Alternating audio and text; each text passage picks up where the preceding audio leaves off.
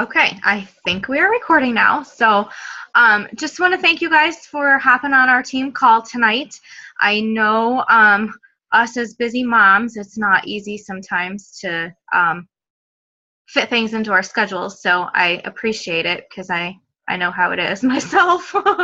But tonight I wanted to talk about Success Club, and I think the reason why I wanted to talk about it was because for me it's really been on my mind a lot lately. I struggled, and it came down to the wire last month for me to make Success Club 5. So for me, I'm working on that for a while. And then also this month trying to uh, get as many people started as I can before the cruise. So it's kind of been like nonstop, my nonstop focus for probably like the last 3 weeks. But I'm getting there. And I just made Success Club tonight for the month of March. So far at 6. So, but I still got to keep at it. um, I have a goal of 12 by tomorrow for the photo op for the cruise. And I guess another reason too why Success Club's kind of been on my mind is because the cruise is all Success Club. Like I wouldn't be going on the cruise if I wasn't making Success Club. So that's another reason too. But and that'll be my third Success Club trip with Beachbody that I've earned. So that's another reward of making Success Club each month. But just kind of want to start off that and just kind of let you know, like I think you guys all know, but for me, I'm a Success Club 5 All-Star Legend, and what that means is that I've made Success Club for 24 consecutive months. A Success Club All-Star Legend makes Success Club every single month for 24 months. And then with hitting it this month, that makes me 39 consecutive months. So it's not easy, let me tell you. Like last month, some months are a struggle, but it's been my non-negotiable. I made it my non-negotiable my first full month of coaching after attending my first Super Saturday, and just made it my non-negotiable and something that I wanted to hit each month. Let's see here. I've got a bunch of notes, so I do better when I have notes. So I apologize if I go and I read the notes, but it helps me stay focused, stay on track, and know like where I want to go for talking about things for on the call. Let's see. I kind of talked about all of that. Talking about it being a non-negotiable. If you want success in your business, Success Club should be non-negotiable, whether it be Success Club 5 or Success Club 10, completely up to you. For me, I've been Success Club 5 All-Star Legend. My goal that I set for myself this year has been Success Club 10 every single month. I have not hit that yet, but that's not going to stop me from going after it for the next months, for this month. It's not going to stop me from going after it this month from not making it the previous 2 months. Let's see. Success Club leads to your goal, and it leads to your why. Whatever your goal is for the business, whatever your why is for the business, Success Club usually will lead to it. Like if you have a goal that you want to make more income, Success Club will help you get there. If you have a goal to grow your team, Success Club is going to help you get there. If you have, let's see, okay. And one thing to do is, and this is something that I've kind of started doing myself, is to not really think of Success Club as numbers, but more so as people to help each month. Like for me, okay, Success Club 10.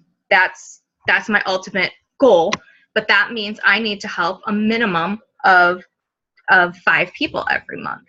So that's kind of how I look at it each month for myself, is that, okay, I need to help 5 people this month. Who are those 5 people going to be? And then I go from there. And look at it as how many people's lives do you want to change every month. So that's kind of how I set it up for the month. Is, okay, I look at the number that I want to hit, and then I figure out, okay, how many people does that mean I have to help? So for me, a minimum of 5 people helping a month.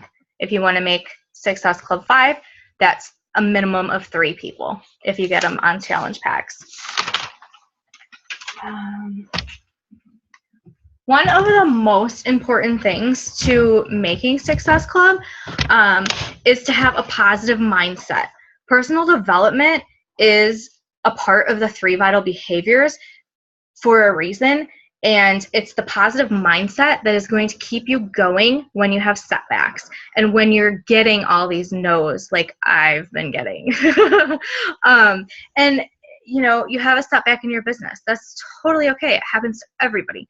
You lose rank. Totally okay. Happens to everybody. But just keep going. And personal development is going to help you keep going during those hard times. I'm getting a little visitor. I thought he was asleep. One of the biggest things that you need to do is believe in yourself, and believe that, and put value in yourself. If you do not believe in yourself, if you are not confident in your conversations that you're having with people, they're going to feel that. When you're having conversations with people, they're going to feel that you don't believe in yourself, or that you don't value the products, or anything that you're thinking, they're going to feel. This for me was huge. Like, I would say the biggest thing of personal development that I have been working on for the last year has been myself, my confidence, self-esteem, believing in myself, all of that. So, and I have really noticed a big change since doing more personal development about confidence, about believing in myself, because to be honest, I never believed in myself for anything before I started this. I mean, I had successful jobs, but I didn't really, I wasn't confident. I've never been a confident person. So this for me has helped tremendously. There's a lot for confidence and stuff. There's a lot of different books out there, and there's a lot of different podcasts. If you listen to podcasts, like I know Shalene is good, and Shaun T just had a good one on believing in yourself. I think it was his latest one, something fire, set yourself on fire or stuff. I don't know. I don't remember what it was called, but there are some good ones out there. And I tried, and you might see this from posts that I post in our team page, stuff that I'm working on myself, I'll share it. Just, it's helped me. So then I always share it with everybody else. So there's a lot of confidence and believing in yourself stuff out there to help. And if you have questions on it, and if you need some guidance on it, just ask. I kind of got off track, so I'm looking back at my notes. Oh, this is one here. You must value yourself and believe in yourself, even if you are not where you want to be in both your health and fitness, and also your business. For me, I'm not in the place for my health and fitness or my business as to where I want to be, but I'm still going to do it. I'm still going to be confident in it, because I know that if I keep going on with both my workouts, my nutrition, and just keep at it, and also with my business being consistent, I know it's going to come. You just have to believe that it's going to happen.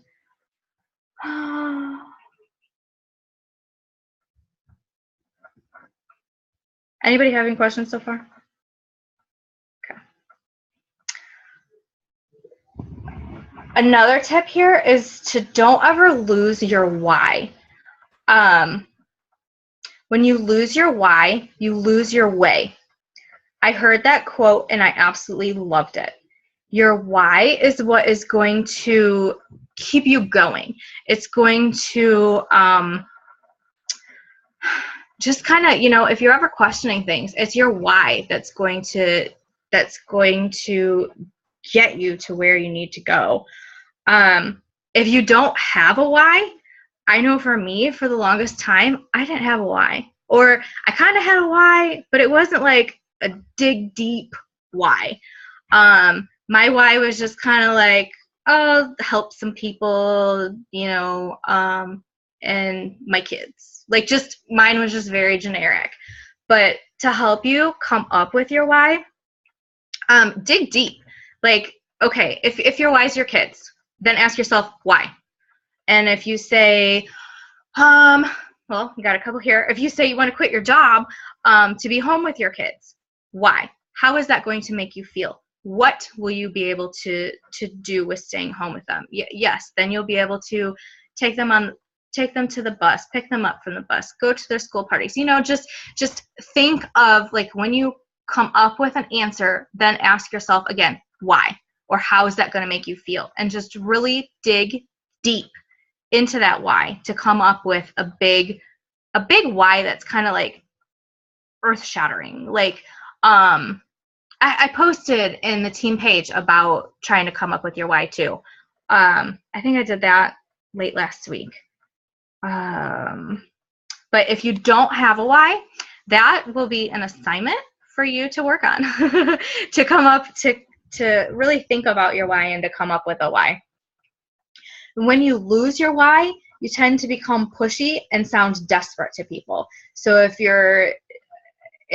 you lose focus of why you're doing it, then it can come off salesy to people. When another thing that you can do is to think about what Beachbody has done for you. I know that we have so many different people at so many different levels of their business, and that's okay. Let's see here. Yeah, sorry. We're all on our own journeys, and we're not following anyone else's. It's ours. So share with people. Share with people what Beachbody has done for you or for the people around you. If you're a newer coach and haven't had a significant income or anything yet, kind of like in our Push to Diamond group, I kind of posted about like Lindsay Matway's story of from rags to riches to millionaire or whatever. But think about what Beachbody has done for you so far. Has your income helped pay for your monthly Shakeology? That's something right there. Also, think about what it's done for others. If you've helped people get started on their own health and fitness, and also your own journey, where you're at with your journey. Me, I've been all over the place with my journey since I started as a coach. I have, but share that with people. And also just think about success stories and transformation stories of other people. Don't necessarily share exactly word for word what they're posting, but, put it into your own words and make a post. Like, I posted for both of my 22-minute hardcore posts, I used a couple of the test group before and after photos. so sharing their transformation from the program, but then putting my own words on it. So there's a lot of different ways to share what it's done for you and what it's done for others. This one here kind of hits me. It hits me good. Where it says, oftentimes the scariest thing to you is the thing that you should be doing the most. For a lot of people, the scariest thing is inviting. I know for me that inviting has always like haunted me. But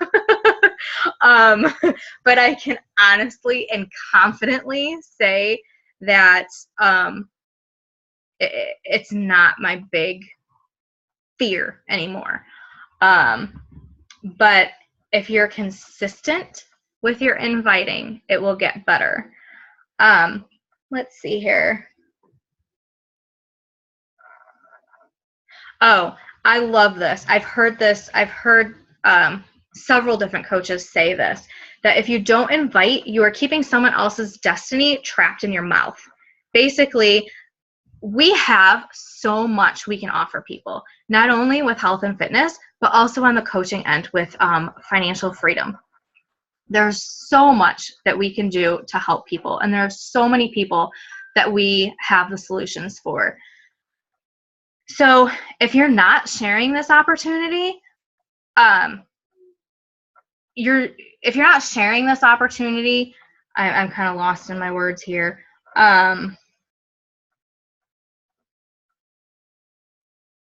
Okay, sorry. I kind of talked about some of it and then some of it not. But let's see. Basically, if you're not going to ask people, somebody else is going to. And I've had that happen to me, where I got to somebody too late. Somebody else had already got to them, and I see that they signed up as a coach, and it's like, dang it, I didn't get to them. So if you don't ask somebody to join you for a challenge group or a clean eating group or for coaching or whatever, if you're not talking to people and inviting them, somebody else will.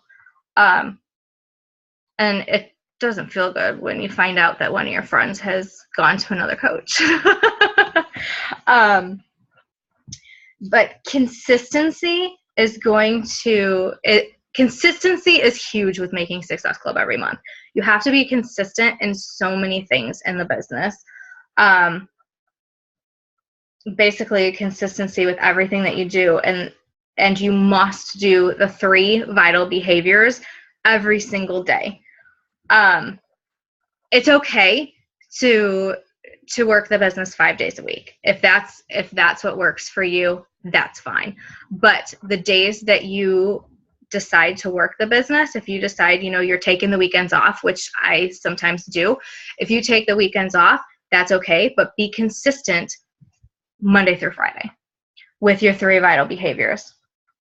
For me, usually I do take the weekends off with inviting, but I'm still doing personal development every single day, just because for me that this personal development is just it's I don't know, I just do it every single day, no matter what. I usually will schedule my workouts, my rest day for one of the days during the weekend. But for everything else, I'm doing it on the weekends, like drinking my Shakeology. And if I'm trying to hit a goal, I'll continue and do the inviting all weekend long too. I won't take the weekend off. But most of the times, if it's kind of normal, I'll take Saturday and Sunday off from inviting. Because Sunday, a lot of times, like I'll take that day and kind of make up my plan for the week and my goals for the week and like what I want to do for the week coming up.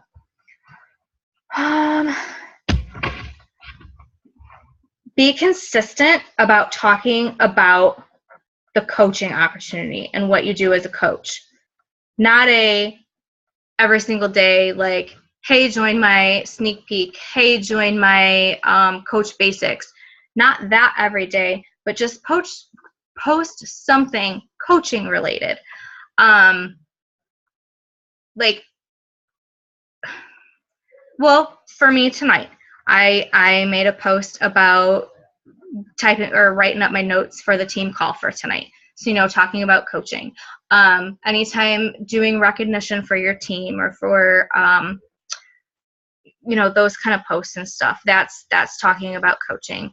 Or, just little things like that. It doesn't have to be a big grand post. But this is something that I don't do daily, but I do post about coaching a couple of times a week, and I am working on it to get better about talking about the coach opportunity more frequently on my Facebook. I've liked what Bonnie Engel, I think it was Bonnie Engel, her national wake up call, I think it was in January, about basically posting on your timeline, like have that kind of like your sneak peek for coaching.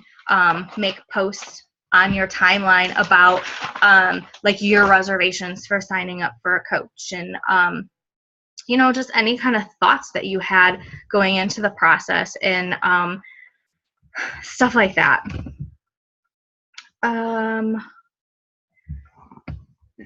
Post things that you need to hear yourself or things that have helped you.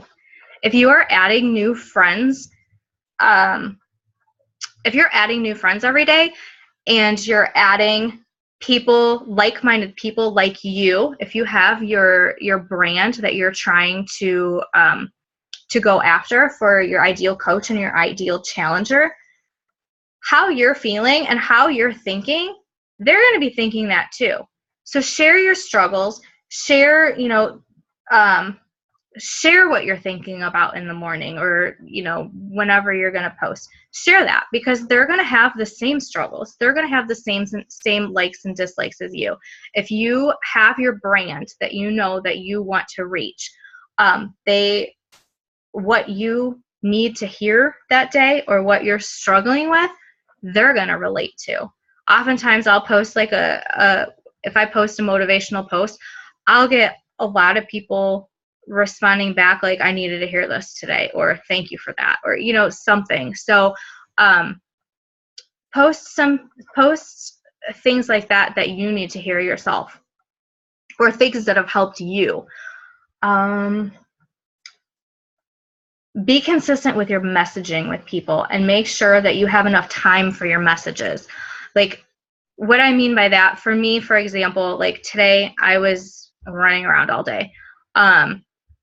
So I did all my inviting and my messaging, my follow-up, all of that this morning before I left for my doctor's appointment.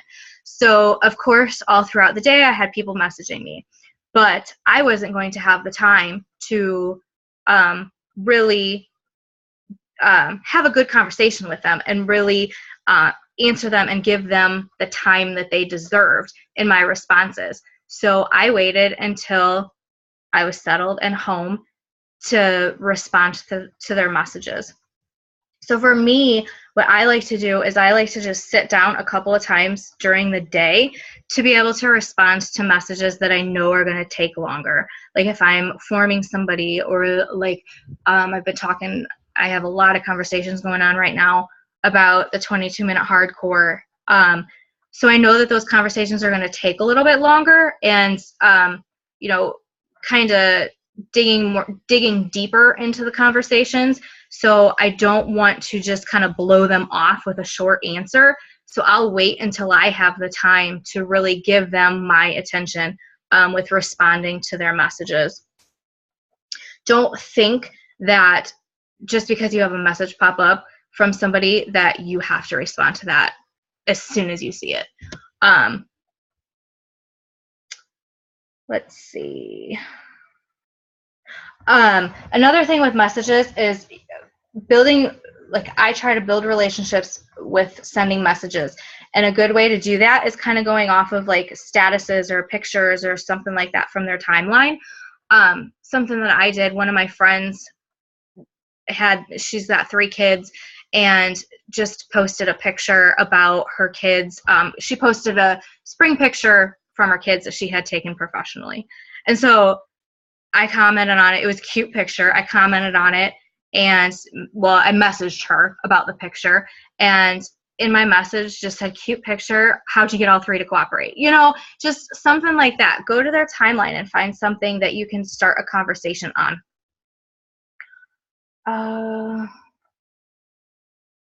Another thing with being consistency, another thing of being consistent is adding to your network every single day. You want to make sure to add 3 people to your friends or your following on Instagram every day.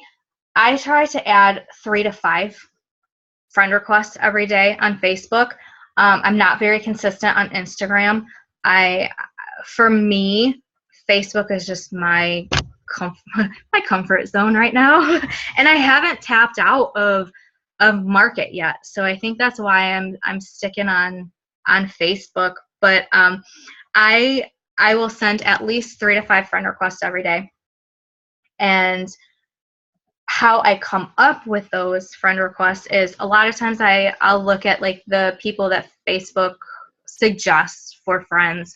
But sometimes those aren't really necessarily the people who I want to work with. Like when I'm sending out friend requests, I'm requesting people who I would want to work with on my team.